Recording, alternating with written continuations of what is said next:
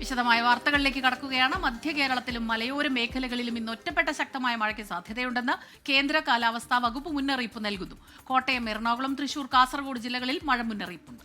മഴയ്ക്കൊപ്പം ശക്തമായ കാറ്റിനും ഇടിമിന്നലിനും സാധ്യതയുണ്ട്. പൊതുജനങ്ങൾ ജാഗ്രത പാലിക്കണമെന്ന് സംസ്ഥാന ദുരന്ത നിവാരണ അതോറിറ്റി നിർദ്ദേശിച്ചു. കേരള, കർണാടക, ലക്ഷദ്വീപ് തീരങ്ങളിൽ മീൻപിടുത്തത്തിന് വിലക്കില്ല.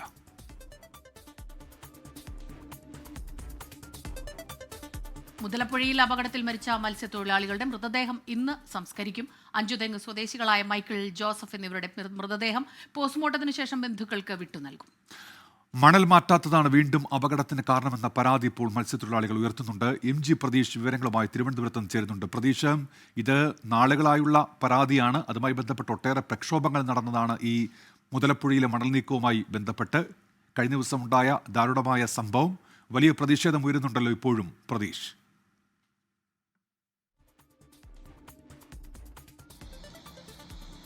ഉന്മേഷ, മുതലപ്പുഴി മരണപ്പുഴിയായി മാറിയിട്ട് വർഷങ്ങളായി. പക്ഷേ അപ്പോഴും ഈ ദുരന്തങ്ങൾ അല്ലെങ്കിൽ മരണങ്ങൾ ആവർത്തിച്ചുകൊണ്ടിരിക്കുന്നു എന്നതല്ലാതെ ഇതിന് യാതൊരു പരിഹാരവും ഉണ്ടായിട്ടില്ല എന്നതാണ് ഏറ്റവും പ്രധാനപ്പെട്ട കാര്യം. ഞാനിപ്പോൾ നിൽക്കുന്നത് മുതലപ്പുഴിയിലാണ്. ഇന്നലെ ഇവിടെയാണ് 2 മത്സ്യത്തൊഴിലാളികൾക്ക് ജീവൻ നഷ്ടപ്പെട്ടത്. ഈ അഞ്ചുതെങ്ങ് സ്വദേശിയുടെ ഉടമസ്ഥതയിലുള്ള ചെറിയ വള്ളത്തിൽ 5 പേർ മത്സ്യബന്ധനത്തിന് ഇവിടെ നിന്നാണ് ഇന്നലെ പോയത്. മത്സ്യബന്ധനം കഴിഞ്ഞ് തിരികെ വരുമ്പോഴാണ് ശക്തമായ തിരമാലയിൽപ്പെട്ട വള്ളം മറിയുന്നത്. അതിൽ അഞ്ചുതെങ്ങ് സ്വദേശിയായ മൈക്കിളും ജോസഫുമാണ് മരിച്ചത്. മറ്റ് 3 പേർക്ക് സാരമായി പരിക്കേൽക്കുകയും ചെയ്തിട്ടുണ്ട്. ഈ തുടർച്ചയായി ഇവിടെ അപകടങ്ങൾ ഉണ്ടാകുന്നു. ഏകദേശം ഒരാഴ്ചക്കിടെ 5ാമത്തെ അപകടമാണ് ഇന്നലെ സംഭവിക്കുന്നത്. ചെറുതും വലുതുമായ അപകടങ്ങൾ ഓരോ ദിവസവും മുതലപ്പുഴയിൽ ഇങ്ങനെ ആവർത്തിച്ചുകൊണ്ടിരിക്കുന്നു. പക്ഷേ ഒരു മരണം സംഭവിക്കുന്നത് ഒരു ചെറിയ ഇടവേളയ്ക്ക് ശേഷമാണ്. അപ്പോഴും ഇതുമായി ബന്ധപ്പെട്ടുള്ള കൃത്യമായ പരിഹാര നടപടികൾ മുതലപ്പുഴയിൽ ഇപ്പോഴും അന്യമാണ് എന്നതാണ് നമുക്ക് ഇവിടെ നിന്ന് മനസ്സിലാക്കാൻ കഴിയുന്ന കാര്യം. ഈ പല ഘട്ടങ്ങളിലും മുതലപ്പുഴയിലെ അശാസ്ത്രീയ നിർമ്മാണം, ഒപ്പം ഈ അപകട കെണികളൊക്കെ തന്നെ മാറ്റണമെന്ന ആവശ്യം സർക്കാരിനോട് മത്സ്യത്തൊഴിലാളികൾ മുന്നോട്ട് വച്ചതാണ്. പക്ഷേ ആ പരിഹാരം അകലെയാണ് എന്ന് മാത്രമാണ് മത്സ്യത്തൊഴിലാളികൾക്കും പറയാനുള്ളത്. കാരണം തുടർച്ചയായി അപകടങ്ങൾ ഉണ്ടാകുന്നു. മത്സ്യബന്ധന വള്ളങ്ങൾ തിരയിൽപ്പെട്ട് മറിയുന്ന സാഹചര്യം, മത്സ്യത്തൊഴിലാളികൾ നിരവധി പേർക്ക് പരിക്കേൽക്കുന്ന സാഹചര്യം, അങ്ങനെ വലിയ തരത്തിലൊരു ദുരന്ത സമാനമായ സാഹചര്യമാണ് മുതലപ്പുഴയിൽ കഴിഞ്ഞ കുറെ നാളുകളായി ഉണ്ടായിട്ടുള്ളത്. ഈ നേരത്തെ ഈ പുഴി ഇപ്പോൾ മുറിഞ്ഞു കിടന്ന പുഴി നേരത്തെ മണലടിഞ്ഞ് ഈ മത്സ്യത്തൊഴിലാളികൾക്ക് കടലിലേക്ക് പോകാൻ കഴിയാത്ത സാഹചര്യമായിരുന്നു. പിന്നീട് ഈ മണൽ ഒരു വലിയ അളവിൽ ഇവിടെ നിന്ന് നീക്കം ചെയ്ത ശേഷമാണ് ഈ പുഴി മുറിച്ച് വീണ്ടും മത്സ്യബന്ധനം മുതലപ്പുഴയിൽ പുനരാരംഭിച്ചത്. പക്ഷേ ഈ മത്സ്യബന്ധനം പുനരാരംഭിച്ച് ദിവസങ്ങൾ കഴിഞ്ഞതിന് പിന്നാലെ അപകടങ്ങൾ ഉണ്ടാകുന്നു എന്നതാണ് ഏറ്റവും പ്രധാനപ്പെട്ട കാര്യം. ഈ മുതലപ്പുഴയിൽ അടിഞ്ഞുകൂടിയ മണൽ നീക്കം ചെയ്യാത്തതാണ് ഈ അപകടങ്ങൾ വീണ്ടും ആവർത്തിക്കുന്നത് എന്നതാണ് മത്സ്യത്തൊഴിലാളികൾ പ്രധാനമായും പറയുന്നത്. നേരത്തെ അദാനിയും സർക്കാരും തമ്മിൽ കരാർ ഏർപ്പെടുകയും ഈ മണൽ നീക്കത്തിനായി വലിയ പദ്ധതികളൊക്കെ തന്നെ ആവിഷ്കരിക്കുകയും ചെയ്തു. പക്ഷേ പൂർണ്ണമായും ഇവിടെ നിന്ന് ഇപ്പോഴും മണൽ നീക്കം ചെയ്തിട്ടില്ല എന്നതാണ് മത്സ്യത്തൊഴിലാളികൾ പറയുന്നത്. അതുകൊണ്ട് തന്നെ ഈ മണൽ തുടർച്ചയായി വീണ്ടും ഓരോ ദിവസം കഴിയുന്തോറും കൂടുതൽ മണൽ ഈ മുതലപ്പുഴി ഈ പുഴയുടെ ഭാഗത്ത് അടിഞ്ഞുകൂടുകയും ശക്തമായ തിരമാലകൾ രൂപപ്പെടുകയും ചെയ്യുന്നു. ആ തിരമാലകളിൽ പെട്ടാണ് മത്സ്യബന്ധന വള്ളങ്ങൾ മറിയുന്നതും മത്സ്യത്തൊഴിലാളികൾക്ക് അപകടങ്ങൾ സംഭവിക്കുന്നതും. പലപ്പോഴും ഈ മറ്റ് മത്സ്യത്തൊഴിലാളികളാണ് രക്ഷാപ്രവർത്തനത്തിന് പോലും എത്തുന്നത്. അങ്ങനെ ഒരു സുരക്ഷാ സംവിധാനങ്ങൾ ഒന്നും തന്നെ മുതലപ്പുഴയിൽ ഇല്ല എന്നുള്ള വലിയ ആക്ഷേപം മത്സ്യത്തൊഴിലാളികൾ കഴിഞ്ഞ കുറെ നാളുകളായി ഉന്നയിക്കുന്നുണ്ട്. ഏതെങ്കിലും തരത്തിൽ മത്സ്യത്തൊഴിലാളികൾ അല്ലെങ്കിൽ മത്സ്യബന്ധന വള്ളം അപകടത്തിൽപ്പെട്ടാൽ ഇവിടെയുള്ള മറ്റ് മത്സ്യത്തൊഴിലാളികളാണ് രക്ഷാപ്രവർത്തനത്തിന് പോലും എത്തുന്നത്. പക്ഷേ ഇന്നലെ അത്തരത്തിലൊരു രക്ഷാപ്രവർത്തനം നടത്തിയെങ്കിലും 2 പേരുടെ ജീവൻ നഷ്ടപ്പെടുന്ന ഒരു സാഹചര്യമാണ് ഉണ്ടായിട്ടുള്ളത്. അഞ്ചുതെങ്ങ് സ്വദേശിയായ ജോസഫ്, മൈക്കിൾ എന്നിവരാണ് ഇന്നലെ മരിച്ചത്. ഈ പരിക്കേറ്റവരെ ചിറയിൻകീഴ് താലൂക്ക് ആശുപത്രിയിൽ പ്രവേശിപ്പിച്ചിട്ടുണ്ട്. അവർക്ക് അവരുടെ പരിക്ക് ഗുരുതരമല്ല എന്നതാണ് നമുക്ക് മനസ്സിലാക്കാൻ കഴിയുന്ന കാര്യം. ഇന്ന് അവരുടെ സംസ്കാര ചടങ്ങുകൾ നടക്കും. വലിയ പ്രതീക്ഷയോടുകൂടി ഈ കടലിൽ പോയതാണ്. അവരുടെ ഉപജീവന മാർഗമാണ്. ആ ഉപജീവന മാർഗത്തിന് അന്നന്ന് കിട്ടുന്ന അന്നത്തിനായി ഈ കടലിൽ ഒരുപാട് പ്രതിസന്ധികളിൽ കൂടി കടന്നു പോകുമ്പോഴാണ് ഇതുപോലെയുള്ള പ്രശ്നങ്ങൾ ഉണ്ടാകുന്നത്. അതൊക്കെ പരിഹരിച്ച് വീണ്ടും മീൻപിടുത്തം പുനരാരംഭിച്ചതാണ്. പക്ഷെ വീണ്ടും 2 ജീവനുകൾ കൂടി അവിടെ പൊലിഞ്ഞു പോയിരിക്കുന്നു എന്നുള്ളതാണ്. പ്രതിഷേധം കടുപ്പിക്കുകയാണ് അവിടുത്തുകാർ. MG പ്രതീഷാണ് വിവരങ്ങളുമായി നമുക്കൊപ്പം തിരുവനന്തപുരത്ത് നിന്ന് മുതലപ്പുഴയിൽ നിന്ന് ചേർന്നത്. കോഴിക്കോട് കളന്തോട് ATM കവർച്ചാ ശ്രമം. SBIയുടെ ATM ഗ്യാസ് കട്ടർ ഉപയോഗിച്ച് തകർത്ത് പണം കവരാൻ ശ്രമിച്ച അതിഥി തൊഴിലാളി പിടിയിലായി. പണം നഷ്ടപ്പെട്ടിട്ടില്ല എന്നാണ് പ്രാഥമിക നിഗമനം. ഷഹദ് റഹ്മാൻ ചേരുന്നുണ്ട് കോഴിക്കോട് നിന്ന് വിവരങ്ങളുമായി. ഷഹദ്, എങ്ങനെയാണ് ഇത് ശ്രമം നടത്തിയത്? എങ്ങനെയാണ് ഇയാൾ പിടിയിലായത്?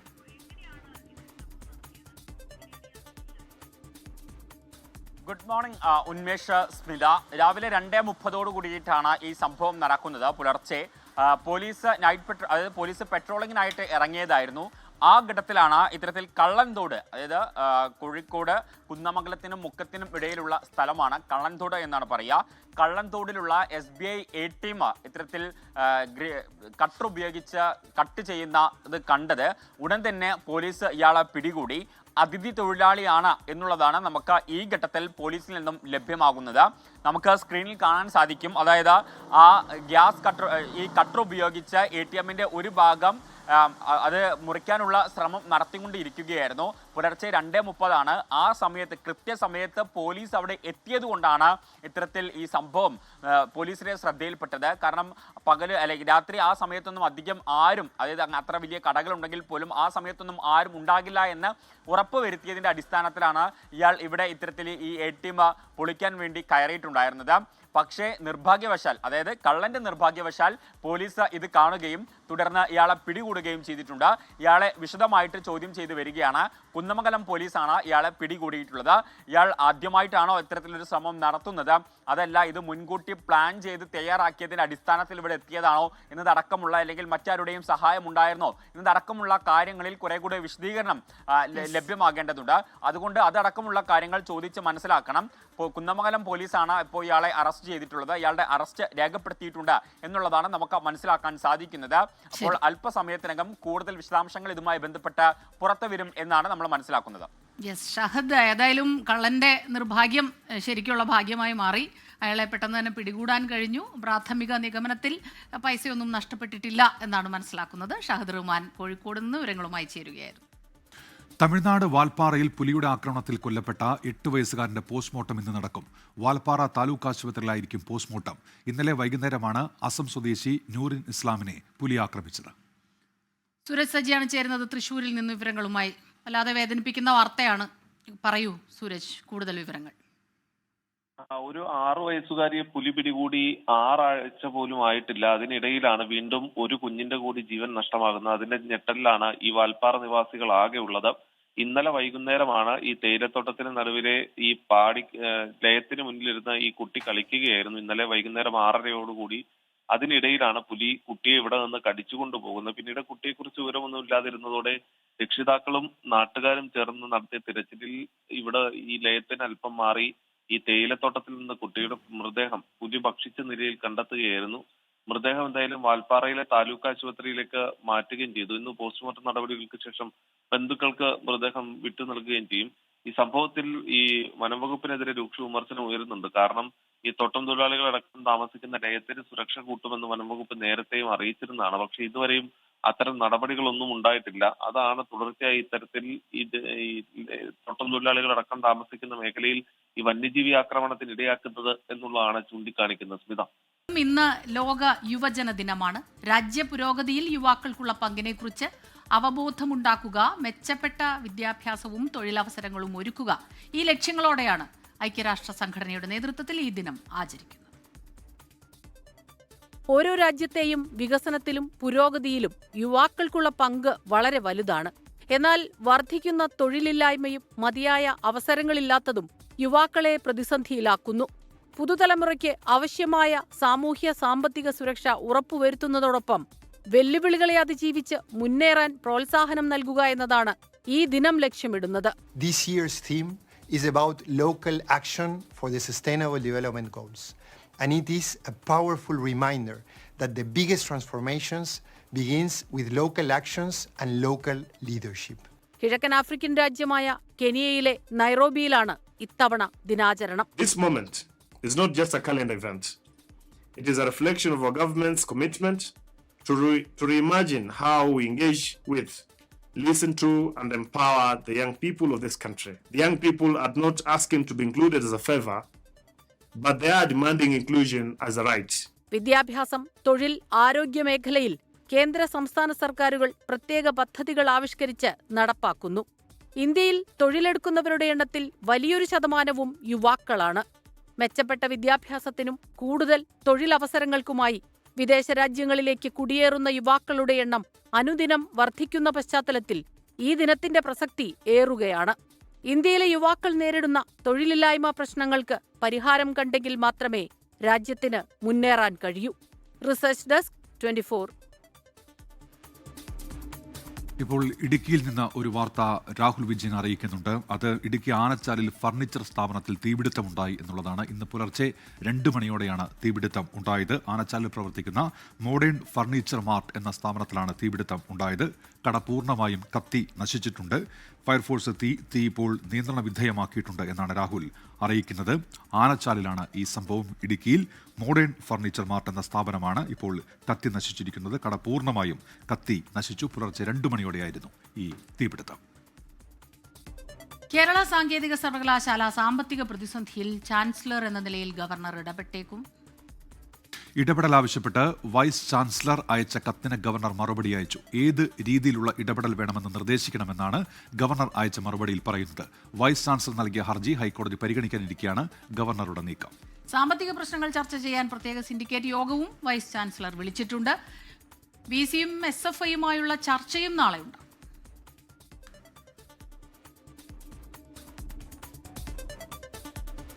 ഡിജിറ്റൽ സർവകലാശാല നിയമ ഭേദഗതി ഓർഡിനൻസിന് ഗവർണർ അംഗീകാരം നൽകാതിരുന്നതോടെ സർക്കാരും രാജ്ഭവനും തമ്മിലുള്ള ബന്ധം കൂടുതൽ വഷളായി. സർക്കാർ നൽകിയ പട്ടിക അവഗണിച്ച് സാങ്കേതിക ഡിജിറ്റൽ സർവകലാശാലകളിലെ താൽക്കാലിക VC നിയമനം നടത്തിയപ്പോൾ തന്നെ സർക്കാരും ഗവർണറും തമ്മിലുള്ള ബന്ധം വഷളായിരുന്നു. ഓർഡിനൻസിന് കൂടി അംഗീകാരം നൽകാൻ കൂട്ടാക്കാതിരുന്നാൽ ഭിന്നത രൂക്ഷമാകാൻ സാധ്യതയുണ്ട്. അംഗീകാരം ലഭിക്കില്ലെന്ന് ഔദ്യോഗിക അറിയിപ്പ് ലഭിക്കാത്തതിനാൽ പ്രതികരിക്കാൻ കഴിയാത്ത പ്രതിസന്ധിയിലാണ് സർക്കാർ. പ്രൊഡ്യൂസേഴ്സ് അസോസിയേഷൻ തെരഞ്ഞെടുപ്പിൽ നാമനിർദ്ദേശ പത്രിക തള്ളിയതിനെതിരായ സാന്ദ്ര തോമസിന്റെ ഹർജിയിൽ ഇന്ന് വിധി പറയും. എറണാകുളം സബ് കോടതിയാണ് വിധി പറയുന്നത്. ബൈലോ പ്രകാരം മത്സരിക്കാൻ താൻ യോഗ്യയാണ് എന്നാണ് സാന്ദ്ര തോമസിന്റെ വാദം. നിതിൻ അംബുജൻ ചേരുന്നുണ്ട് കൊച്ചിയിൽ നിന്ന് വിശദാംശങ്ങളുമായി. നിതിൻ, ഇത് സിനിമാ ലോകത്ത് നാളുകളായി ഒരു തർക്ക വിഷയമാണ്. എപ്പോഴാണ് കോടതിയുടെ ഉത്തരവുണ്ടാവുക നിതിൻ?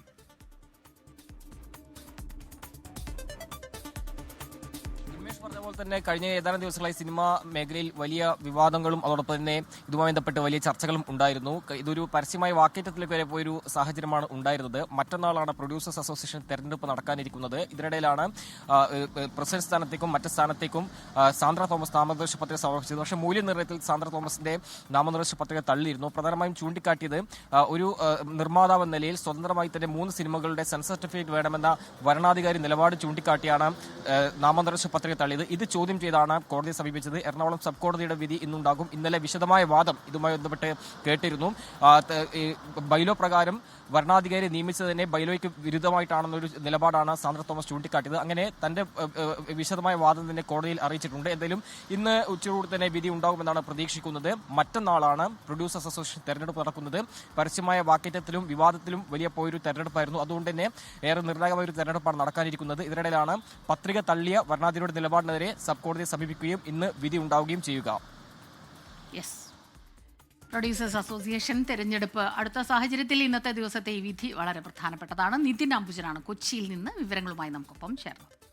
തൃശൂരിലെ വോട്ട് ക്രമക്കേടിൽ നിർണായക നീക്കവുമായി LDF സ്ഥാനാർത്ഥിയായിരുന്ന VS സുനിൽകുമാർ പരാതി ഉണ്ടെങ്കിൽ സത്യവാങ്മൂലം ഉൾപ്പെടുത്തി സമർപ്പിക്കണമെന്ന തെരഞ്ഞെടുപ്പ് കമ്മീഷന്റെ കത്തിൽ VS സുനിൽകുമാർ നിയമോപദേശം തേടി. കത്ത് ലഭിച്ച പശ്ചാത്തലത്തിൽ ക്രമക്കേടിന്റെ തെളിവുകൾ ഉൾപ്പെടെ ചൂണ്ടിക്കാട്ടി വീണ്ടും പരാതി നൽകാനുള്ള നീക്കത്തിലാണ് VS സുനിൽകുമാർ. ഇതിന്റെ ഭാഗമായാണ് നിയമോപദേശം തേടിയത്.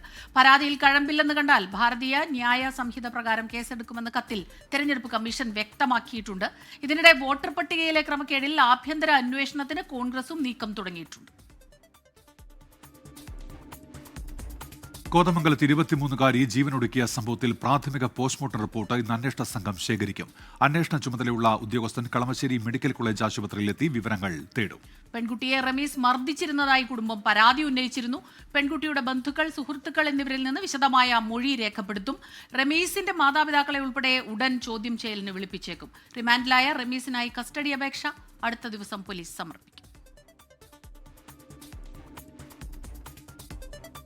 ഏറ്റുമാനൂർ സ്വദേശി ജൈനമ്മ തിരോധാന കേസിൽ പ്രതി സെബാസ്റ്റ്യന്റെ കസ്റ്റഡി കാലാവധി നാളെ അവസാനിക്കും.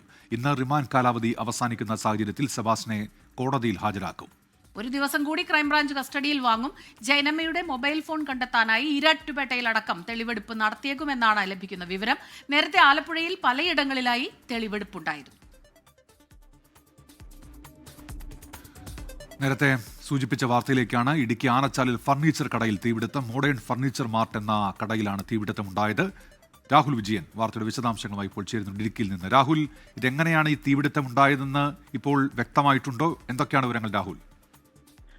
ഉമേഷ്, തീപിടുത്തം ഉണ്ടായതിന്റെ കാരണം ഇപ്പോഴും വ്യക്തമല്ല. ഷോർട്ട് സർക്യൂട്ട് ആകാം തീപിടുത്തത്തിന് കാരണമെന്നൊരു പ്രാഥമിക നിഗമനം മാത്രമാണുള്ളത്. എന്തായാലും വലിയ തീപിടുത്തമായിരുന്നു. ഈ ആനച്ചാൽ ടൗണിൽ തന്നെ പ്രവർത്തിക്കുന്ന വലിയ ഒരു ഫർണിച്ചർ കടയാണ് ഈ മോഡേൺ ഫർണിച്ചർ ഷോപ്പ് എന്ന് പറയുന്നത്. ഇവിടെയാണ് ഈ തീപിടുത്തം ഉണ്ടായിരിക്കുന്നത്. ഇതിനുള്ളിലുള്ള ഈ ഫർണിച്ചറുകളെല്ലാം തന്നെ പൂർണ്ണമായും കത്തി നശിക്കുന്ന ഒരു സ്ഥിതിവിശേഷം ഉണ്ടായി. ഈ കടയ്ക്കുള്ളിൽ ആരും തന്നെ ഈ സംഭവ സമയം ഉണ്ടായിരുന്നില്ല. അതുകൊണ്ട് തന്നെ ആളപായമൊന്നും സംഭവിച്ചിട്ടില്ല, അല്ലെങ്കിൽ ആർക്കെങ്കിലും പരിക്കുള്ളതായിട്ടുള്ള വിവരങ്ങളില്ല. മൂന്നാറിൽ നിന്നും അതുപോലെ തന്നെ അടിമാലിയിൽ നിന്നും ഫയർഫോഴ്സ് എത്തിയാണ് ഈ തീ അണയ്ക്കാനുള്ള ശ്രമം നടത്തിയത്. ഇപ്പോഴും തീ നിയന്ത്രണ വിധേയമായിട്ടുണ്ട്, പക്ഷെ പൂർണ്ണമായിട്ടും അണയ്ക്കാൻ കഴിഞ്ഞിട്ടില്ല. സമീപത്തൊക്കെ കടകളുള്ളതാണ്. അതുകൊണ്ട് തന്നെ ഫയർഫോഴ്സ് ഇത് തീ അണയ്ക്കുന്നതിന് വേണ്ടിയുള്ള ശ്രമം, പൂർണ്ണമായും അണയ്ക്കുന്നതിന് വേണ്ടിയുള്ള ശ്രമം ഊർജിതമായി തന്നെ തുടരുകയാണ്. ശരി, രാഹുൽ വിജയനാണ് ഇടുക്കിയിൽ നിന്ന് വിവരങ്ങളുമായി ചേർന്നത്. കട പൂർണ്ണമായും കത്തി നശിച്ചു എന്നുള്ള വിവരമാണ് ഇപ്പോൾ ലഭിക്കുന്നത്. പൂർണ്ണമായും തീ അണയ്ക്കാൻ കഴിഞ്ഞിട്ടുമുണ്ട്. ഇനി ചില അറിയിപ്പുകൾ. തദ്ദേശ സ്ഥാപനങ്ങളിലേക്കുള്ള തെരഞ്ഞെടുപ്പിന് മുന്നോടിയായി വോട്ടർ പട്ടികയിൽ പേര് ചേർക്കുന്നതിനും ഭേദഗതി വരുത്തുന്നതിനും പരാതികൾ സമർപ്പിക്കുന്നതിനുമുള്ള സമയം ഇന്ന് അവസാനിക്കും. 2025 ജനുവരി 1 അതിനു മുൻപോ 18 വയസ്സ് പൂർത്തിയായവർക്ക് വോട്ടർ പട്ടികയിൽ പേര് ചേർക്കാം. എറണാകുളം ഗവൺമെന്റ് മഹിളാ മന്ദിരത്തിൽ യോഗ ട്രെയിനറുടെ ഒഴിവിലേക്ക് അപേക്ഷ ക്ഷണിച്ചു. 50 വയസ്സിൽ താഴെ പ്രായമുള്ള യോഗ്യരായ സ്ത്രീകൾക്ക് അപേക്ഷ നൽകാം. യോഗ്യത തെളിയിക്കുന്ന സർട്ടിഫിക്കറ്റുകൾ സഹിതം ഈ മാസം 21 5 മണിക്ക് മുൻപായി ഗവൺമെന്റ് മഹിളാ മന്ദിരത്തിൽ അപേക്ഷ നൽകണം. ഇടുക്കി SNV ഹയർ സെക്കൻഡറി സ്കൂളിൽ അധ്യാപകരുടെ ഒഴിവ് ഹിന്ദി, സുവോളജി വിഷയങ്ങളിലേക്ക്. അഭിമുഖം ഈ മാസം 22-ന്.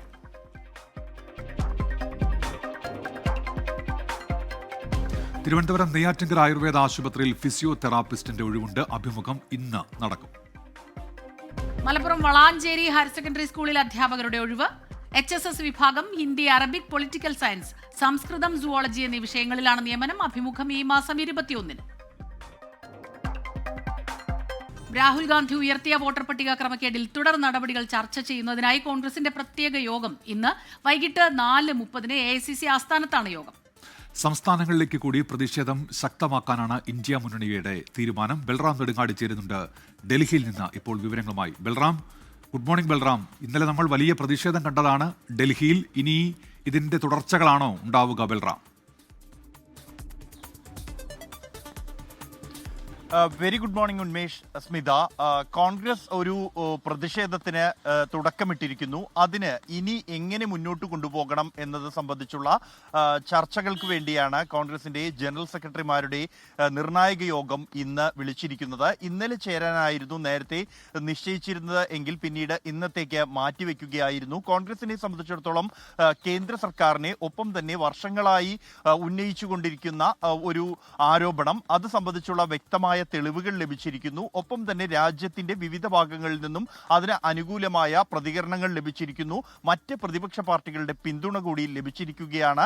ഇത്തരത്തിൽ ഒരു വിഷയത്തിൽ ഇത്രത്തോളം പിന്തുണ കോൺഗ്രസ് ഉന്നയിച്ച ഒരു വിഷയത്തിന് ലഭിക്കുന്നത് സമീപകാലത്ത് ആദ്യമായാണ്. അതുകൊണ്ട് തന്നെ ഈ വിഷയം സംസ്ഥാനങ്ങളിലേക്ക് കൂടി പ്രചരണം നടത്തുക എന്ന് തന്നെയാണ് കോൺഗ്രസ് ലക്ഷ്യം വെക്കുന്നത്. നേരത്തെ നടന്ന മഹാരാഷ്ട്ര തെരഞ്ഞെടുപ്പിന് ശേഷം കോൺഗ്രസ് അതിശക്തമായി തന്നെ ഇത്തരത്തിൽ വോട്ടർ പട്ടികയിൽ ക്രമക്കേടടക്കമുള്ള ആരോപണങ്ങൾ ഉന്നയിച്ചിരുന്നു. അത് സംബന്ധിച്ചുള്ള വ്യക്തമായ തെളിവുകൾ പുറത്തുവിടാൻ കോൺഗ്രസിന് കഴിഞ്ഞിരിക്കുന്നു. അതുകൊണ്ട് തന്നെ ഇതേ ഒരു തരത്തിൽ തന്നെ ഈ ഒരു പ്രചരണം മുന്നോട്ട് കൊണ്ടുപോകുക, തെരഞ്ഞെടുപ്പ് കമ്മീഷന് അതിന് ഉചിതമായ മറുപടിയോ അല്ലെങ്കിൽ നടപടിയോ എടുക്കുന്നതിന് നിർബന്ധിപ്പിക്കുക ഇത്തരത്തിലുള്ള പ്രതിഷേധ സമരങ്ങളിലൂടെ എന്നാണ് കോൺഗ്രസ് ലക്ഷ്യം വെക്കുന്നത്. അതിന്റെ തുടക്കം ഇന്നലെ പാർലമെന്റിൽ നിന്നും ഈ തെരഞ്ഞെടുപ്പ് കമ്മീഷൻ ആസ്ഥാനത്തേക്ക് നടത്തിയ മാർച്ച്. ഇനി സംസ്ഥാനങ്ങളിൽ കൂടി ഈ ഒരു പ്രതിഷേധം വ്യാപിപ്പിക്കാനാണ് തീരുമാനം. അതിന് ആവശ്യമായ ആഹ്വാനം നേരത്തെ നൽകിയിരുന്നു. സംസ്ഥാനങ്ങളിൽ ഇത്തരത്തിൽ ക്രമക്കേട് നടന്നതായി സംശയിക്കുന്ന ഇടങ്ങളിൽ വിശദമായി തന്നെ പരിശോധന നടത്തുകയും പ്രാദേശികമായി പ്രചരണം നടത്തുകയും ചെയ്യുക എന്നുള്ളതാണ് കോൺഗ്രസ് തീരുമാനിച്ചിരിക്കുന്നത്. മറ്റ് പ്രതിപക്ഷ പാർട്ടികളും സമാനമായി തന്നെ ഈ നീക്കത്തിന് സമാനമായ നടപടികളുമായി മുന്നോട്ടു പോകാനാണ് തീരുമാനം. കഴിഞ്ഞ ദിവസത്തെ പ്രതിഷേധത്തിന് ശേഷം പിന്നീട് വൈകിട്ട് മല്ലികാർജുൻ ഖാർഗെ കോൺഗ്രസ് അധ്യക്ഷൻ വിളിച്ച അത്താഴ വിരുന്നിലും ഈ വിഷയം സജീവമായി തന്നെ ചർച്ചയായിട്ടുണ്ട്. ഇത് ഇന്ത്യ സഖ്യം ഒറ്റക്കെട്ടായി തന്നെ ഈ പ്രചരണവുമായി മുന്നോട്ട് കൊണ്ടുപോകുന്നതിനോടൊപ്പം തന്നെ കോൺഗ്രസ് സംഘടനാ തലത്തിൽ ഈ വിഷയം ഉന്നയിക്കുകയും കോൺഗ്രസ് പ്രവർത്തകർ ഇത് സംബന്ധിച്ച് കൂടുതൽ റിസർച്ച് ഈ വിഷയത്തിൽ നടത്തുകയും ആ വിഷയങ്ങൾ പ്രാദേശിക വിഷയങ്ങൾ ഉൾപ്പെടെ പ്രചരണമാക്കാനാണ് തീരുമാനം. ഒരു ഭരണഘടനാ സ്ഥാപനത്തിനെതിരെ ഇത്തരത്തിലൊരു തുറന്ന പ്രതിഷേധത്തിലേക്ക് തെരുവിൽ പ്രതിഷേധത്തിലേക്ക് പോകുമ്പോൾ അതിനാവശ്യമായ തെളിവുകൾ ഉൾപ്പെടെ വെച്ച് അടിത്തട്ടിൽ പ്രചരണം നടത്താനാണ് കോൺഗ്രസ് ലക്ഷ്യം വെക്കുന്നത്. ഉന്മേഷ്, സ്മിത. ബൽറാം നെടുങ്ങാടിയാണ് ഡൽഹിയിൽ നിന്ന് ഈ വാർത്തയുടെ വിശദാംശങ്ങൾ നൽകിയത്. ഇപ്പോൾ ഒരു വാർത്ത അത് അരുൺ പൂപ്പറമ്പയാണ് അറിയിക്കുന്നത്. കണ്ണൂരിൽ നിന്ന് ഇന്നലെ CPM-ന്റെ വിശദീകരണ യോഗം ഉണ്ടായിരുന്നു. ഈ സി സദാനന്ദൻ MP-യുടെ കാൽവെട്ടിയ കേസിലെ പ്രതികൾക്ക് യാത്രയയപ്പ് നൽകിയ സംഭവത്തിൽ വിവാദമുണ്ടായ പശ്ചാത്തലത്തിലായിരുന്നു. അതിൽ MV ജയരാജൻ നടത്തിയ പ്രസംഗത്തിന് ഇപ്പോൾ സി സദാനന്ദന്റെ മറുപടി വരുന്നുണ്ട്. MB-ആയി വിലസാൻ തന്നെയാണ് തീരുമാനം. വിലസുന്നത് തടയാൻ MV ജയരാജന് കഴിയില്ല. തടയാൻ സഖാവിന്റെ സൈന്യം പോരാതെ വരും. കമ്മ്യൂണിസ്റ്റുകാരെ ജയിലിലാക്കിയത് പരമോന്നത നീതിപീഠമാണ്. നിങ്ങൾ ബോംബും വാളും കൊണ്ട് കൊടും ക്രൂരത കാട്ടിയതിന്റെ ശിക്ഷയാണത്. താൻ രാജ്യസഭാംഗമായത് സാമൂഹ്യ സേവനത്തിനുള്ള അംഗീകാരം എന്നിങ്ങനെയാണ് MV ജയരാജന്റെ ആരോപണത്തിന് സി സദാനന്ദന്റെ മറുപടി. കമ്മ്യൂണിസ്റ്റുകാരെ ജയിലിലാക്കി MB-ആയി വിലസാമെന്ന് ആരും കരുതേണ്ട എന്നായിരുന്നു MV ജയരാജന്റെ പരാമർശം. അതിനാണിപ്പോൾ സി സദാനന്ദന്റെ മറുപടി. ഇനി മറ്റൊരു റിപ്പോർട്ടിലേക്കാണ്. തന്റെ രാജിക്ക് പിന്നിൽ വലിയ ഗൂഢാലോചനയുണ്ടായിട്ടുണ്ടെന്ന് കർണാടക മുൻമന്ത്രി KN രാജണ്ണ. ഗൂഢാലോചനയുടെ കൂടുതൽ വിവരങ്ങൾ ഉടൻ പുറത്തുവിടും. മുൻ മന്ത്രി എന്ന് പറയുന്നതിൽ സന്തോഷമേ ഉള്ളൂ. എന്നും പാർട്ടിയോട് വിധേയപ്പെട്ടിരിക്കും. രാഹുൽ ഗാന്ധിയെ നേരിൽ കണ്ട് തെറ്റിദ്ധാരണ തിരുത്തുമെന്നും രാജണ്ണ കൂട്ടിച്ചേർത്തു. കർണാടക കോൺഗ്രസിനുള്ളിലെ പോരാണ് രാജണ്ണയുടെ പെട്ടെന്നുള്ള രാജിയിലേക്ക് നയിച്ചത് എന്നാണ് വിലയിരുത്തൽ. സിദ്ധരാമയ്യ പക്ഷക്കാരനായ രാജണ്ണ DK ശിവകുമാറിന്റെ കടുത്ത വിമർശകനാണ്. രാഹുൽ ഗാന്ധി ഉയർത്തിയ വോട്ടുകൊള്ള ആരോപണത്തെ തള്ളി പ്രസ്താവന നടത്തിയതിന് പിന്നാലെ ഹൈക്കമാൻഡ് നിർദ്ദേശപ്രകാരമായിരുന്നു രാജണ്ണയുടെ രാജി. ഇനി വാർത്താലോകം.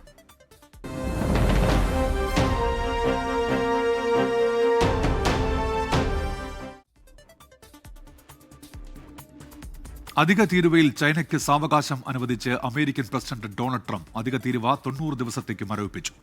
ചർച്ചകൾ തുടരുമെന്ന് ട്രംപ് വ്യക്തമാക്കി. നിലവിൽ US ഉൽപ്പന്നങ്ങൾക്ക് ചൈന 10% തീരുവ ചുമത്തുന്നത്. അമേരിക്കയിലെ ന്യൂ ജേഴ്സിയിൽ നിന്ന് മധു കൊട്ടാരക്കര ചേരുന്നു. മധു, ഗുഡ് മോർണിംഗ്. ഈ ഇന്ത്യയോട് വളരെ സ്ട്രിക്റ്റ് ആയിട്ടുള്ള നടപടികളും കാര്യങ്ങളുമാണ്. പക്ഷേ ചൈനയോടും പാകിസ്ഥാനോടും കുറച്ചൊരു അയഞ്ഞ രീതിയിലാണ് ഇപ്പോൾ ട്രംപിന്റെ നീക്കം. അതിന്റെ ഒരു പ്രതിഫലം കൂടിയാണോ, അനുരണനം കൂടിയാണോ ഈ കാണുന്നത്? Good morning Unmesh. സ്മിത പറഞ്ഞത് വളരെ ഇമ്പോർട്ടൻ്റ് ആയിട്ടുള്ള ഒരു കാര്യമാണ്. ഇവിടെ നമ്മൾ ശ്രദ്ധിക്കേണ്ടത് ലോകത്തെ 2 വലിയ സാമ്പത്തിക ശക്തികളാണ്. അതുകൊണ്ട് തന്നെ ഇവരുടെ ഈ തീരുവ യുദ്ധം വലിയ തോതിൽ ഇരു രാജ്യങ്ങളെ ബാധിക്കും. ഇതിലെല്ലാം നമ്മൾ മറന്നുപോകാതെ ശ്രദ്ധിക്കേണ്ട ഒരു കാര്യം, റഷ്യ ആയാലും ചൈന ആയാലും അമേരിക്കയും ഈ രാജ്യങ്ങളും തമ്മിൽ ഡിപ്പെൻഡബിൾ പ്രോഡക്ട്സ് ആണ് ഇവിടെ വരുന്നത്. പരസ്പരം ആശ്രയിക്കുന്ന ഉൽപ്പന്നങ്ങൾ ഇല്ലാതെ 2 രാജ്യങ്ങൾക്കും മുന്നോട്ട് പോകാൻ പറ്റത്തില്ല. പ്രത്യേകിച്ച് സെമി കണ്ടക്ടർ ആ മേഖലയിലും ഒക്കെ ഉള്ളത് വളരെ ആവശ്യമാണ്. അപ്പൊ തന്നെ ഇപ്പോൾ അമേരിക്കയിലാണെന്നുണ്ടെങ്കിൽ അവധിക്കാലമാണ്. അവധിക്കാലത്തിന്റെ അവസാന സ്റ്റേജിലാണ് ഈ കച്ചവടക്കാർ തയ്യാറെടുക്കുമ്പോഴാണ് US പ്രസിഡന്റ് ഡൊണാൾഡ് ട്രംപിന്റെ ഈ പ്രഖ്യാപനം വരുന്നത്. ചൈനയുടെ താരിഫ് ഉടമ്പടി 90 ദിവസത്തേക്കും കൂടി ഇത് നീട്ടിവെച്ചതായിട്ടാണ് ട്രംപിന്റെ എക്സിക്യൂട്ടീവ് ഓർഡറിൽ പറയുന്നത്. ഏതാണ്ട് നവംബർ പകുതിയോളം ആകും ഈ കാലാവധി. US treasury secretary Scott Bessent കഴിഞ്ഞ മാസം ചൈനയെ ശരിക്കും ഒരു ഭീഷണി അല്ലെങ്കിൽ മുന്നറിയിപ്പിന്റെ സ്വരത്തിൽ പറഞ്ഞിരുന്നു, റഷ്യൻ എണ്ണ വാങ്ങിച്ചാൽ തീരുവ ഉയർത്തുമെന്ന്. അതുമാത്രമല്ല, നിയമപ്രകാരം US പ്രസിഡന്റിന് 500% വരെ തീരുവ ഉയർത്തുവാൻ സാധിക്കുകയും ചെയ്യുന്ന ചൈനയെ ബോധ്യപ്പെടുത്തുകയും ചെയ്തു. ഞായറാഴ്ചയായിരുന്നുണ്ടെങ്കിൽ അമേരിക്കയുടെ സോയാബീൻസ് വാങ്ങുന്നത് 4 ഇരട്ടിയാക്കണമെന്ന് ഡൊണാൾഡ് ട്രംപ് ചൈനയോട് ആവശ്യപ്പെട്ടിട്ടുണ്ടായിരുന്നു. എന്നാൽ ഇത് ചൈന സമ്മതിച്ചോ എന്നൊന്നും വ്യക്തമല്ല.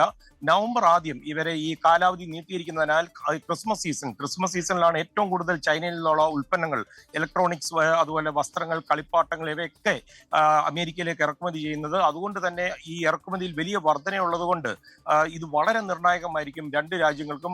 ട്രംപിന്റെ ഈ പുതിയ ഉത്തരവ് പ്രകാരം ചൈനീസ് ഉൽപ്പന്നങ്ങൾക്ക് ഏതാണ്ട് 145% തീരുവ ചുമത്തുന്നതാണ് ഇപ്പോൾ തടഞ്ഞിരിക്കുന്നത്. ഈ വ്യാപാര യുദ്ധത്തിൽ ചൈന തിരിച്ച് ഏർപ്പെടുത്തിയ തീരുവ 125%.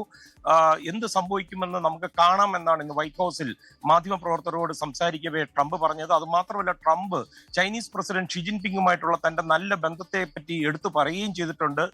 ഇവിടെ നമ്മൾ ശ്രദ്ധിക്കേണ്ടത് ഈ വർഷം അവസാനം ഷി ജിൻപിങ്ങും ഡൊണാൾഡ് ട്രംപുമായിട്ടുള്ള കൂടിക്കാഴ്ചയ്ക്കുള്ള തയ്യാറെടുപ്പുകൾ രണ്ട് രാജ്യങ്ങളും ആരംഭിച്ചു കഴിഞ്ഞിരിക്കുകയാണ്. അതിന് വഴി ഒരുങ്ങുന്നതായിരിക്കും ഒരുപക്ഷെ ഈ ചൈനയുമായിട്ടുള്ള ഒരു വ്യാപാര ഉടമ്പടി അമേരിക്കയുടെ. സ്മിത, ഉന്മേഷ്. മധു കൊട്ടാരക്കരയാണ് വിവരങ്ങളുമായി നമുക്കൊപ്പം ചേർന്നത്. ചൈനയ്ക്ക് 3 മാസത്തെ കൂടി കാലാവധി അനുവദിച്ചിരിക്കുകയാണ് അമേരിക്കൻ പ്രസിഡന്റ് ഡൊണാൾഡ് ട്രംപ്. ഇപ്പോൾ 30% തീരുവ, അത് 3 മാസത്തേക്ക് കൂടി അത് അങ്ങനെ തന്നെ തുടരും. ഇനി നോക്കാം ചില അന്താരാഷ്ട്ര വാർത്തകൾ ചുരുക്കത്തിൽ. ആകാശത്ത് വിസ്മയക്കാഴ്ചയൊരുക്കുന്ന പേഴ്സീഡ് ഉൽക്കാവർഷം UAE-യിൽ ഇന്ന് ദൃശ്യമാകും. പ്രതിവർഷമുണ്ടാകാറുള്ള ഉൽക്കാവർഷങ്ങളിൽ ഏറ്റവും തിളക്കമുള്ള ഒന്നാണ് പേഴ്സീഡ്. സ്വിഫ്റ്റ് ടട്ടിൽ എന്ന വാൽനക്ഷത്രം അവശേഷിപ്പിച്ച അവശിഷ്ടങ്ങൾക്കിടയിലൂടെ ഭൂമി കടന്നു പോകുമ്പോഴാണ് ഈ പ്രതിഭാസം ഉണ്ടാകുന്നത്. വാഷിംഗ്ടൺ DC-യിൽ നാഷണൽ ഗാർഡിനെ ഇറക്കി അമേരിക്കൻ പ്രസിഡന്റ് ഡൊണാൾഡ് ട്രംപ്. തലസ്ഥാന നഗരം ക്രിമിനലുകളുടെ കൈകളിലെന്ന് വാർത്താ സമ്മേളനത്തിൽ ട്രംപ്. വാഷിംഗ്ടൺ നഗരത്തിൽ ഒറ്റയ്ക്ക് ജീവിക്കുന്നവരുടെ എണ്ണം കൂടുതലാണെന്നും അത്തരം ആളുകളെയാണ് ക്രിമിനലുകൾ ലക്ഷ്യം വെക്കുന്നത് എന്നും ആളുകൾ ഒറ്റയ്ക്ക് ജീവിക്കുന്ന സാഹചര്യം കുറയ്ക്കുകയാണ് തന്റെ ലക്ഷ്യമെന്നും അമേരിക്കൻ പ്രസിഡന്റ്. സിൻജിയാങ് പ്രവിശ്യയെ ടിബറ്റുമായി ബന്ധിപ്പിക്കുന്ന റെയിൽവേ ലിങ്ക് നിർമ്മിക്കാൻ ചൈന ഒരുങ്ങുന്നുവെന്ന് റിപ്പോർട്ട്. അതിന്റെ ഒരു ഭാഗം കടന്നു പോകുന്നത് ഇന്ത്യയുമായുള്ള യഥാർത്ഥ നിയന്ത്രണ രേഖയ്ക്ക് സമീപത്ത് കൂടിയെന്നും റിപ്പോർട്ടുകൾ. സിൻജിയാങ്ങിലെ ഹൊട്ടാനിനെയും ടിബറ്റിലെ ലാസയെയും ബന്ധിപ്പിക്കുന്ന പാതയുടെ നിർമ്മാണത്തിനും അനുബന്ധ പ്രവർത്തനങ്ങൾക്കും മേൽനോട്ടം വഹിക്കുക സർക്കാർ ഉടമസ്ഥതയിലുള്ള സിയാൻജിങ് ടിബറ്റ് റെയിൽവേ. അനധികൃത കുടിയേറ്റക്കാർക്ക് ശക്തമായ മുന്നറിയിപ്പുമായി ബ്രിട്ടീഷ് പ്രധാനമന്ത്രി കെയർ സ്റ്റാർമർ. നിയമവിരുദ്ധമായി രാജ്യത്ത് പ്രവേശിക്കുന്നവരെ ജയിലിൽ അടയ്ക്കും എന്ന മുന്നറിയിപ്പ്. UK-യിൽ കുറ്റകൃത്യങ്ങളിൽ ഏർപ്പെടുന്ന കുടിയേറ്റക്കാരെ നാട് കടത്തുന്നതിനുള്ള ഡീപോർട്ട് നൗ അപ്പീൽ ലേറ്റർ പദ്ധതി ഇന്ത്യ ഉൾപ്പെടെ 15 രാജ്യങ്ങളിലേക്ക് കൂടി വ്യാപിപ്പിച്ച് ബ്രിട്ടൻ. വേനലവധി കഴിഞ്ഞ് സ്കൂളുകൾ തുറക്കുന്ന ഓഗസ്റ്റ് 25 അപകടരഹിത ദിനമായി പ്രഖ്യാപിച്ച UAE. റോഡ് അപകടങ്ങൾ കുറയ്ക്കുക ലക്ഷ്യം. ആഭ്യന്തര മന്ത്രാലയത്തിന്റെ തീരുമാനം സ്കൂൾ തുറക്കുമ്പോൾ റോഡുകളിൽ ഉണ്ടാകാനിടയുള്ള ഗതാഗത തിരക്ക് കണക്കിലെടുത്ത്. കോഴിക്കോട് പേരാമ്പ്രയിൽ അടച്ചിട്ട വീട്ടിൽ മോഷണശ്രമം. ഖാദറിന്റെ വീട്ടിലാണ് മോഷണശ്രമം ഉണ്ടായത്. മോഷ്ടാക്കളുടെ CCTV ദൃശ്യം പുറത്ത്. ആ ദൃശ്യങ്ങളിലേക്ക് ആദ്യം.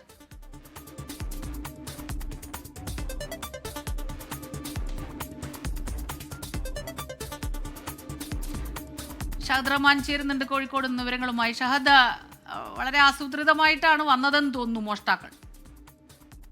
തീർച്ചയായും സ്മിത, കാരണം ഇത് 8-ാം തീയതിയാണ് ഈ സംഭവം നടക്കുന്നത്. പക്ഷേ ആ വീട്ടിൽ ആൾതാമസമില്ല, അവർ വിദേശത്താണ്.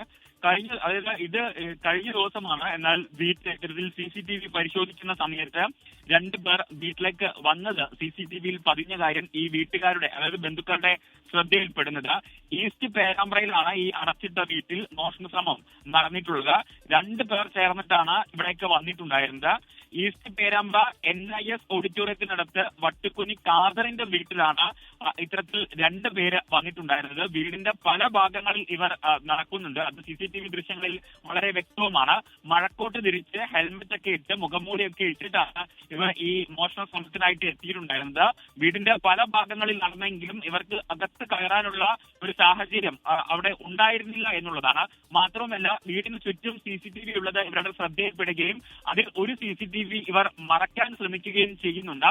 ഏറ്റവും ഒടുവിൽ ഇവർക്ക് അവിടെ നിന്നും അവർ വിചാരിച്ച കാര്യം സാധിക്കാതെ തിരിച്ചു പോവുകയാണ് ചെയ്തിട്ടുണ്ടായിരുന്നത്. കഴിഞ്ഞ ദിവസം വീട്ടുകാർ ഈ CCTV ചെക്ക് ചെയ്തപ്പോഴാണ് ഇത്തരത്തിൽ മോഷണ ശ്രമം നടന്നതായിട്ട് ശ്രദ്ധയിൽപ്പെടുന്നത്. തുടർന്ന് പോലീസിൽ പരാതി നൽകുകയും ചെയ്തിട്ടുള്ളത്. ശരി, ഷഹദ് റഹ്മാനാണ് വിവരങ്ങളുമായി നമുക്കൊപ്പം ചേർന്നത്. ഇടുക്കി ജില്ലയിലെ ഏറ്റവും വലിയ പോലീസ് സ്റ്റേഷൻ സമുച്ചയം ഇന്ന് മുഖ്യമന്ത്രി പിണറായി വിജയൻ ഉദ്ഘാടനം ചെയ്യും. 9 വർഷമായി പരിമിതമായ സൗകര്യങ്ങളിൽ പ്രവർത്തിച്ചിരുന്ന തങ്കമണി പോലീസ് സ്റ്റേഷനാണ് പുതിയ കെട്ടിടത്തിലേക്ക് മാറുന്നത്. ഇതോടൊപ്പം വാഗമൺ പോലീസ് സ്റ്റേഷന്റെയും ജില്ലാ കൺട്രോൾ റൂമിന്റെയും പുതിയ കെട്ടിടങ്ങളുടെ ഉദ്ഘാടനവും ഉണ്ടാകും. കേരള രാഷ്ട്രീയത്തെ പിടിച്ചൊലിച്ച തങ്കമണി സംഭവം നടന്ന സ്ഥലത്ത് 2006-ലാണ് പോലീസ് സ്റ്റേഷൻ അനുവദിക്കുന്നത്. തുടർന്ന് കാലങ്ങൾക്ക് ശേഷം 2014-ൽ പോലീസ് സ്റ്റേഷന്റെ പ്രവർത്തനം ആരംഭിച്ചു. അതുവരെയും അവിടെ ഉണ്ടായിരുന്നത് പോലീസ് എയ്ഡ് പോസ്റ്റ് മാത്രം. പരിമിതമായ സൗകര്യങ്ങളിൽ മുൻപ് കാമാക്ഷി പഞ്ചായത്ത് പ്രവർത്തിച്ചിരുന്ന കെട്ടിടത്തിലായിരുന്നു ഇക്കാലം അത്രയും തങ്കമണി പോലീസ് സ്റ്റേഷൻ.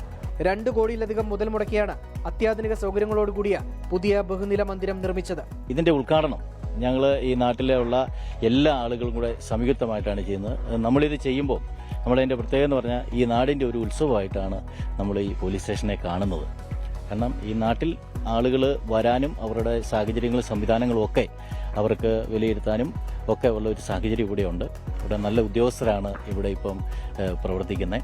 അപ്പോൾ അതുകൊണ്ട് അങ്ങനത്തെ ഒരു സംവിധാനത്തിലാണ് ഇപ്പോൾ ഞങ്ങൾ നിൽക്കുന്നത്. സ്ത്രീകൾക്കും പുരുഷന്മാർക്കും ട്രാൻസ്ജെൻഡേഴ്സിനും പ്രത്യേകം ലോക്കപ്പുകൾ, 3 നിലകളിലായി 23 മുറികൾ എന്നിങ്ങനെയാണ് ജില്ലയിലെ ഏറ്റവും വലിയ പോലീസ് സ്റ്റേഷൻ സമുച്ചയത്തിലുള്ളത്. 1,99,00,000 രൂപ മുടക്കിയാണ് 3 നിലകളിലായി വാഗമൺ പോലീസ് സ്റ്റേഷനും നിർമ്മിച്ചിട്ടുള്ളത്. ഈ 2 പോലീസ് സ്റ്റേഷനുകളുടെ പുതിയ സമുച്ചയവും കൺട്രോൾ റൂമും മുഖ്യമന്ത്രി പിണറായി വിജയൻ ഇന്ന് ഓൺലൈനായി ഉദ്ഘാടനം ചെയ്യും. 24 ഇടുക്കി. ഉത്തരാഖണ്ഡിലെ ധരാലിയിൽ രക്ഷാപ്രവർത്തനം ഇന്ന് 8ാം ദിവസത്തിലേക്ക്. സൈന്യത്തിന്റെ നേതൃത്വത്തിൽ കാണാതായവർക്ക് വേണ്ടിയുള്ള തിരച്ചിൽ ഊർജിതമായി തുടരുകയാണ്. അതേസമയം ഗംഗോത്രി ദേശീയപാതയിൽ ഇതുവരെയും ഗതാഗതം പുനഃസ്ഥാപിക്കാൻ കഴിഞ്ഞിട്ടില്ല. ബെയിലി പാലത്തിന്റെ നിർമ്മാണം കഴിഞ്ഞ ദിവസം പൂർത്തിയായി എങ്കിലും 3 ഇടങ്ങളിൽ റോഡ് പാടെ തകർന്നു കിടക്കുന്നത് വലിയ വെല്ലുവിളി ആകുന്നുണ്ട്. അതേസമയം ഉത്തരാഖണ്ഡിൽ ഇന്നു മുതൽ 7 ദിവസത്തേക്ക് അതിതീവ്ര മഴയ്ക്ക് സാധ്യതയുണ്ടെന്ന് കേന്ദ്ര കാലാവസ്ഥാ നിരീക്ഷണ കേന്ദ്രത്തിന്റെ മുന്നറിയിപ്പുമുണ്ട്. പുതിയ ആദായ നികുതി ബില്ല് ലോക്സഭ പാസാക്കി. കേന്ദ്ര ധനമന്ത്രി നിർമ്മല സീതാരാമൻ അവതരിപ്പിച്ച ബില്ല് ചർച്ചകൾക്ക് ശേഷമാണ് പാസ്സായത്.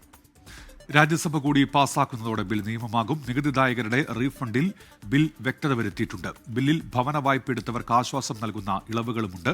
കെട്ടിടങ്ങളുടെ മുനിസിപ്പൽ നികുതി ഒഴിവാക്കി 30%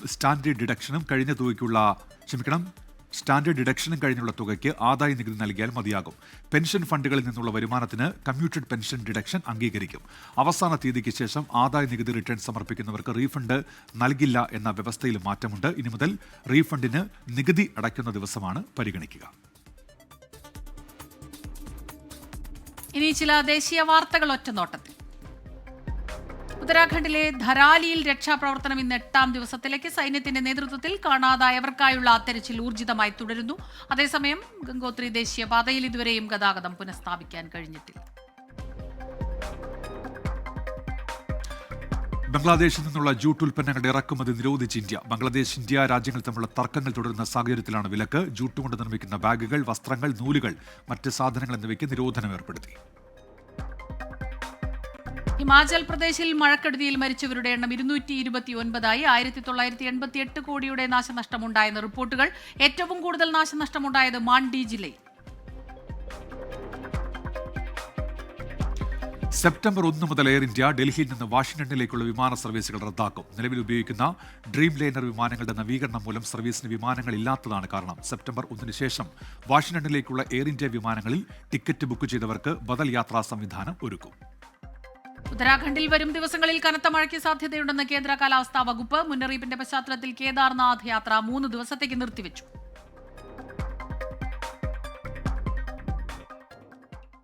സിൻഡിക്കേറ്റ് യോഗം ചേരാനാകുന്നില്ല എന്ന് ചൂണ്ടിക്കാട്ടി സാങ്കേതിക സർവകലാശാല വൈസ് ചാൻസലർ ഡോക്ടർ ശിവപ്രസാദ് നൽകിയ ഹർജി ഹൈക്കോടതി ഇന്ന് പരിഗണിക്കും. ധനകാര്യ, ഉന്നത വിദ്യാഭ്യാസ വകുപ്പ് സെക്രട്ടറിമാർ, സാങ്കേതിക വിദ്യാഭ്യാസ ഡയറക്ടർ എന്നിവർ സിൻഡിക്കേറ്റ് യോഗങ്ങളിൽ നിന്ന് മനഃപൂർവ്വം വിട്ടുനിൽക്കുന്നു എന്നാണ് വിസിയുടെ വാദം. നാളെ ചേരുന്ന യോഗത്തിൽ ഇവരോട് പങ്കെടുക്കാൻ കോടതി നിർദ്ദേശിക്കണമെന്ന ആവശ്യം. യോഗം മാറ്റിവെക്കേണ്ടി വരുന്നത് സർവകലാശാലയുടെ ദൈനംദിന പ്രവർത്തനങ്ങളെ ബാധിക്കുന്നുണ്ട് എന്ന് ഹർജിയിൽ വ്യക്തമാക്കിയിട്ടുണ്ട്.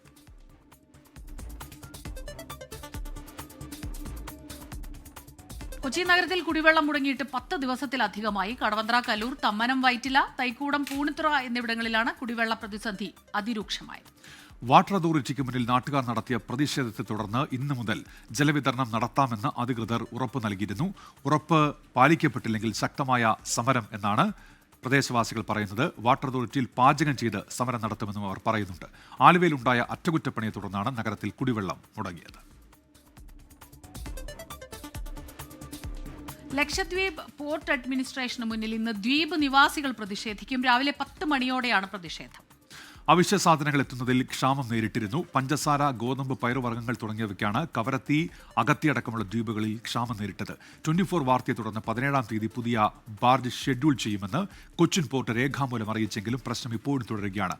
ലക്ഷദ്വീപിലേക്കുണ്ടായിരുന്ന കപ്പലുകളുടെയും ബാർജുകളുടെയും സർവീസുകൾ വെട്ടിക്കുറച്ചതാണ് നിലവിലെ പ്രതിസന്ധിക്ക് കാരണം എന്നാണ് ആരോപണം. എറണാകുളം ഇടപ്പള്ളി മരോട്ടിച്ചൂട് ഫ്ളാറ്റ് സമുച്ചയത്തിൽ നിന്ന് മലമ്പാമ്പിനെ പിടികൂടി. പാർക്കിംഗ് ഏരിയയിൽ നിർത്തിയിട്ടിരുന്ന കാറിനുള്ളിൽ നിന്നാണ് മലമ്പാമ്പിനെ പിടികൂടിയത്. പിടികൂടിയ മലമ്പാമ്പിനെ വനം വകുപ്പിന് കൈമാറി. കാറിൽ നിന്ന് മലമ്പാമ്പിനെ പുറത്തെടുക്കുന്ന ദൃശ്യങ്ങളാണ് ഇത്. ഇടപ്പള്ളി അടുത്താണ് ഈ സംഭവം. അവിടെ മരോട്ടിച്ചുവട് ഉള്ള ഒരു ഫ്ളാറ്റ് സമുച്ചയത്തിൽ നിർത്തിയിട്ടിരുന്ന കാർ, അതിൽ നിന്നാണ് മലമ്പാമ്പിനെ പിടികൂടിയത്. കാറ് പാർക്കിംഗ് ഏരിയയിലായിരുന്നു. കാറിൽ നിന്ന് മലമ്പാമ്പിനെ പിടികൂടി വനം വകുപ്പിന് കൈമാറുകയായിരുന്നു. ആ ദൃശ്യങ്ങളാണ് ഇത്.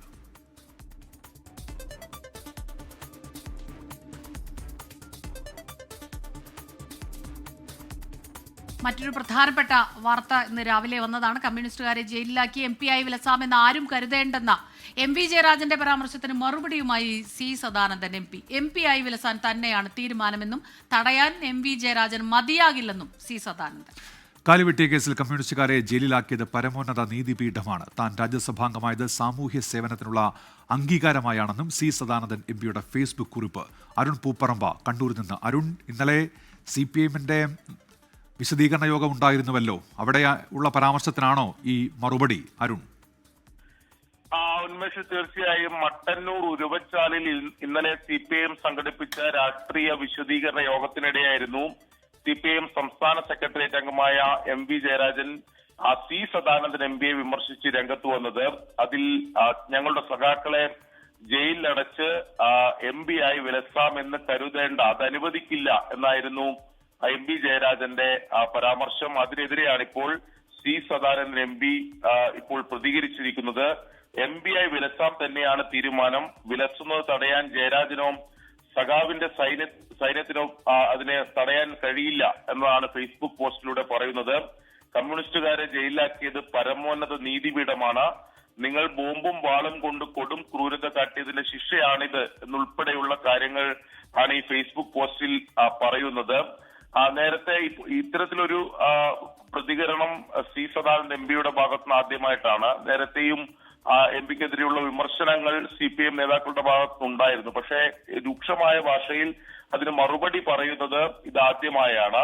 ഇത്തരത്തിൽ CPIM നേതാക്കൾ അവിടെ ഇന്നലെ രാഷ്ട്രീയ വിശദീകരണ യോഗത്തിൽ ഉൾപ്പെടെ ചൂണ്ടിക്കാണിച്ചത് ഈ കാലുവെട്ടിയ കേസ്, അതിൽ പ്രതികൾ നിരപരാധികളാണ്. അതോടൊപ്പം തന്നെ ഈ C സദാനന്ദൻ ആ പ്രദേശത്ത് നടത്തിയ അക്രമ പ്രവർത്തനങ്ങൾ, അതിൽ പ്രാദേശികമായി ഉണ്ടായ ഒരു വികാരമാണ് ഇത്തരത്തിലൊരു സംഭവത്തിലേക്ക് പിന്നീട് ഇവരെ കള്ളക്കേസിൽ കുടുക്കിയത് ഉൾപ്പെടെ എത്തിയത് എന്നുൾപ്പെടെയുള്ള കാര്യങ്ങളാണ് CPIM നേതാക്കൾ ചൂണ്ടിക്കാണിക്കുകയും ചെയ്തത്.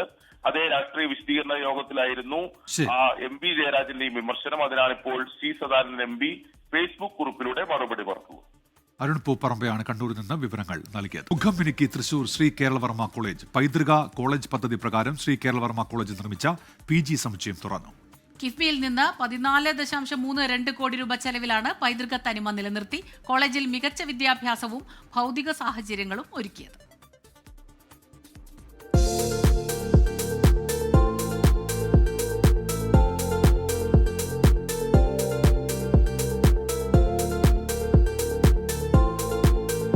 സംസ്ഥാന സർക്കാരിന്റെ പൈതൃക കോളേജ് പദ്ധതിയുടെ ഭാഗമായി അന്താരാഷ്ട്ര നിലവാരത്തിൽ ശ്രീ കേരളവർമ്മ കോളേജിൽ നിർമ്മിച്ച PG സമുച്ചയം മന്ത്രി R ബിന്ദു ഉദ്ഘാടനം ചെയ്തു.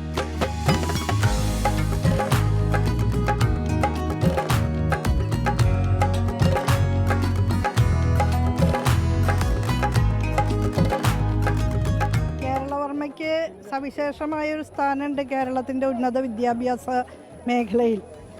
അത് സമൂഹത്തിന് നൽകിയിട്ടുള്ള അമൂല്യങ്ങളായ സംഭാവനകളെ പരിഗണിച്ചുകൊണ്ടാണ് പൈതൃക കലാലയങ്ങൾ എന്ന നിലയിൽ 5 കലാലയങ്ങളെ തിരഞ്ഞെടുത്തപ്പോൾ കേരളവർമ്മയെയും അതിൽ ഉൾപ്പെടുത്തിയിട്ടുള്ളത്. താൻ പ്രിൻസിപ്പലിന്റെ ചുമതലയിലുള്ളപ്പോൾ തറക്കല്ലിട്ട പദ്ധതി മന്ത്രിയായിരിക്കുമ്പോൾ ഉദ്ഘാടനം ചെയ്തതിന്റെ സന്തോഷവും മന്ത്രി മറച്ചുവെച്ചില്ല. ഞാനിവിടെ പ്രിൻസിപ്പലിന്റെ ചുമതല വഹിക്കുന്ന സമയത്താണ് ഇതിന് തറക്കല്ലിട്ടത്. അതിൻ്റെ നിർമ്മാണം ആരംഭിക്കുന്നത് ആ ഘട്ടം മുതലാണ്. അതുമുതൽ ഈ പണി പൂർത്തീകരിക്കുന്നത് വരെ ഈ കലാലയ സമൂഹത്തോടൊപ്പം നിൽക്കാൻ കഴിഞ്ഞു എന്നുള്ളതിലുള്ള സന്തോഷവും അഭിമാനവും ഞാനും പ്രകടിപ്പിക്കുകയാണ്. സന്തോഷമുണ്ട്. മികവിന്റെ കേന്ദ്രങ്ങളായി വികസിപ്പിക്കുന്ന സംസ്ഥാനത്തെ 5 കോളേജുകളിൽ ഒന്നാണ് കേരളവർമ്മ. 56,033 ചതുരശ്ര അടി വിസ്തീർണത്തിൽ 3 നിലകളുള്ള കെട്ടിടമാണ് നിർമ്മിച്ചത്. 22 ക്ലാസ് മുറികൾ, ലാബുകൾ, സയൻസ് വിദ്യാർത്ഥികൾക്കായുള്ള നൈപുണ്യ വികസന കേന്ദ്രം, ശുചിമുറി സമുച്ചയം എന്നിവയാണ് PG ബ്ലോക്കിൽ ഒരുക്കിയിട്ടുള്ളത്. ഇത് വന്നതോടുകൂടി കേരള കോളേജിൻ്റെ ഒരു മുഖം മാറിയിരിക്കുകയാണ്. ഞങ്ങളുടെ ഇഷ്ടപ്പെട്ട ഊട്ടിയുടെ തൊട്ട് നിൽക്കുന്ന ഒരു സ്ഥലമാണ്. ഈ ഊട്ടി മറയെങ്കിലും ആ ഊട്ടിയിൽ ഇപ്പോൾ ഊട്ടിയുടെ ആ കവാടത്തിൽ നിന്ന് മനോഹരമായിട്ടുള്ള ഒരു കെട്ടിടം വന്നതോടുകൂടി ഇനി കേരള കോളേജിൻ്റെ ഫേസ് എന്ന് പറയുമ്പോൾ ഇതായിട്ട് മാറിയിരിക്കുകയാണ്. ചടങ്ങിൽ P. ബാലചന്ദ്രൻ MLA അധ്യക്ഷനായി. മന്ത്രി K. രാജൻ മുഖ്യാതിഥിയായി. മന്ത്രി R. ബിന്ദുവിന്റെ പേഴ്സണൽ സെക്യൂരിറ്റി ഓഫീസറായിരുന്ന PV സന്ദേശിന്റെ അനുസ്മരണാർത്ഥം നൽകുന്ന സ്റ്റുഡന്റ് ഓഫ് ദി ഇയർ പുരസ്കാരത്തിന് കോളേജ് യൂണിയൻ ചെയർപേഴ്സൺ ഗോപിക നന്ദനയെയും മന്ത്രി തിരഞ്ഞെടുത്തു. 24 തൃശൂർ.